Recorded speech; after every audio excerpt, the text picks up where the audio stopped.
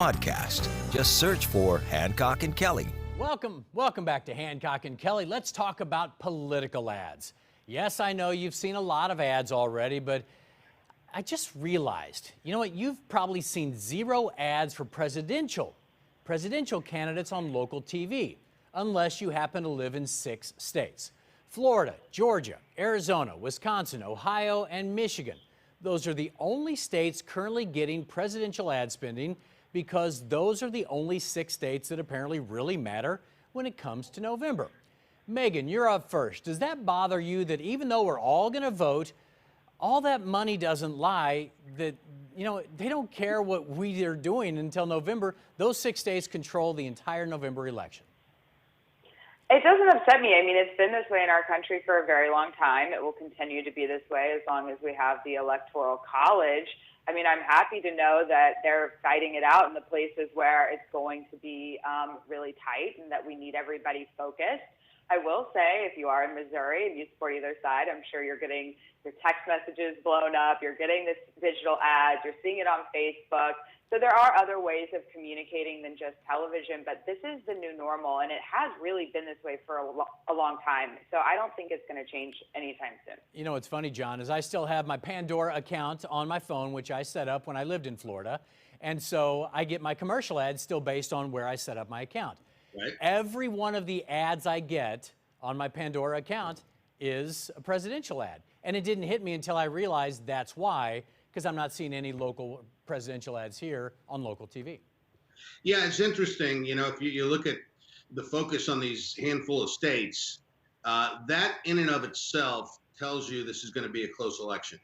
You know, if Biden were expanding, because I've heard people speculate that Missouri's in play, that the race is tight here. It's certainly tighter than it was 4 years ago. Donald Trump won by 19 points. But if the race was really, if Biden was really expanding his lead, you would see that campaign move into other states and try and expand the map. You'd see them in a state like Missouri.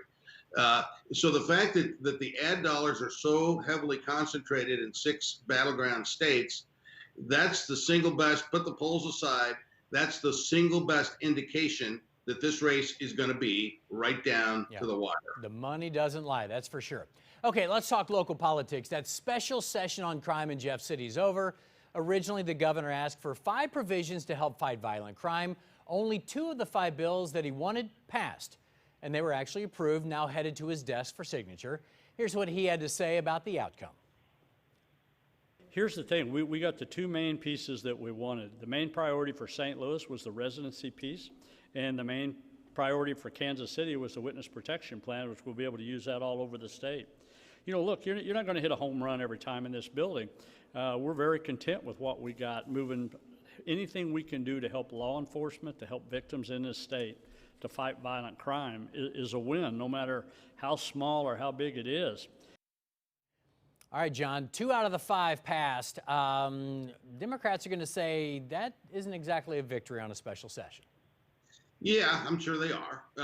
But the governor's right. He did get the most of what he wanted. The most controversial proposal was this proposal to allow the Missouri Attorney General to come into a jurisdiction like the city of St. Louis and come in, swoop in and prosecute criminals because the local prosecutor's not getting it done. Now, on its face, that seems like a good idea because we've got this crime situation in the city.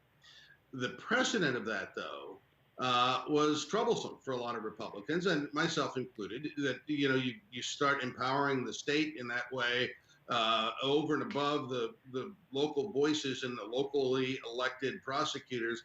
You know, that's a little problematic. And so I kind of understand why that proposal didn't make it. But make no mistake, getting rid of this residency requirement in the city of St. Louis is going to help. It's going to allow the department to retain and potentially add to the number of officers they have. It's a major step in the right direction. I think the governor is right to take credit for it, and I think you'll see more talk of it in the days ahead.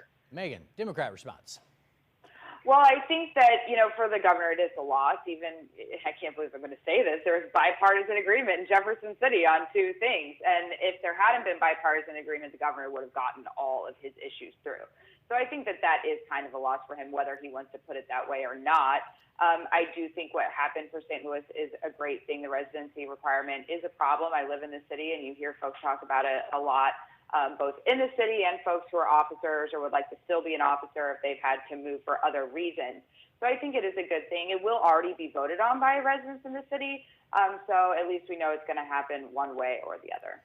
John, very quickly, the Cook reports moved this race just a little bit. What'd you see? Yeah, well, it's again, 4 years ago, the president carried the state by 19 points. That's not going to happen in 2020.